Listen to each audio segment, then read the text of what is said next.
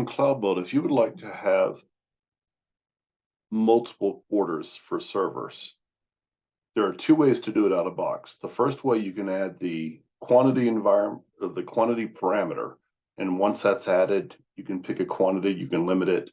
But if you say, give me 5 servers, each of those 5 servers will be built the exact same way that you configured them. The other option out of the box would be to add multiple server tiers to your blueprint. One of the issues with that is you wind up with a separate tab where you have to go through and answer all this information for each of those server tiers. Another downside of this is you'd have to configure these on your build step. So you're stuck with, hey, this is a 3 server build. So you're stuck. You can only deploy up to 3 servers there. You know, when you'd have to configure each environment individually for each of these as well. So there's a lot of manual work involved with doing that. With custom forms, we're able to use a much simpler and straightforward way of filling this in.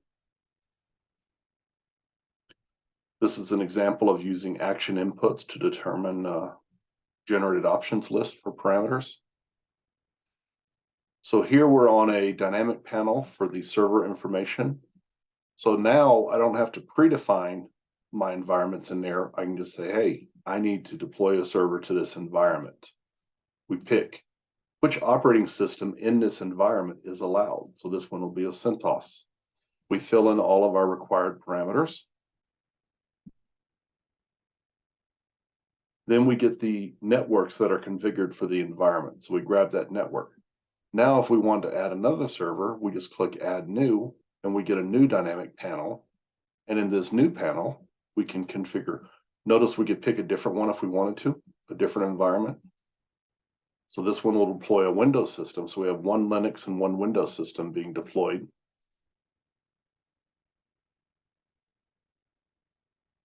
Again, everything is configured based off of what the environment is as far as what the allowable choices are. When I submit my order, we take a look at this step. Here's all the information I collected from the server information panel. And here we can see this one got a 500 error.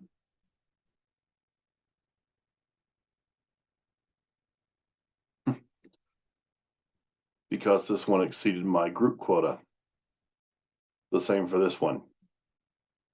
But if they would have, if I wouldn't have set the quotas up, what we would have seen is the multiple servers job would have finished. And then once it finishes, it kicks off one additional job for each server that I added, for each panel of server information I configured. So this was a CentOS one, this was a Windows one. So both of those servers were submitted off of this custom form. If we take a look at how we do this in the custom form code, so the blueprint ID and the group ID or the group information come built in. I created some additional parameters.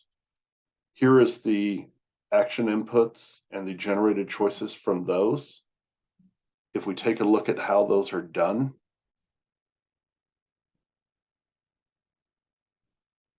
so to get the options for the A or B, we're using the parameters options and we pass in group, which is a required field.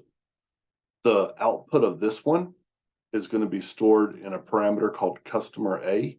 Now we're calling this the other option, the other parameter, and we're passing in group and the customer A value.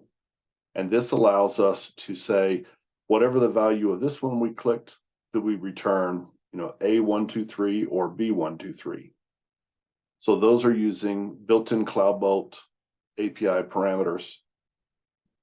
If we take a look at how I did the other ones, I'm using inbound webhooks. Now, normally with an inbound webhook, when you copy it, it'll start at the question mark and then it will have token. Here I'm passing in the group, and that allows me to use group as a parameter inside my inbound webhook. Down here, I'm doing the same thing with environment, but because this is inside of the server information dynamic panels, we need to pass panel.environment. This way we pull back the environment for that specific panel. So this is returning a list of operating systems. So depending on whatever the environment I selected in that panel was, I will get the appropriate operating systems for my inbound webhook there. And of course, we do the same thing for the network. So I get the networks that were configured for whatever environment I select there. If we take a look at the actual code here, you can see my generated options 4. This is pretty standard to CloudBolt. This is where they are being mapped into the custom form. I'm using the internal API for deploying my servers. I'm pulling back the values from the custom form setting, the server information panel information. I loop through that server information panel to build out my payload.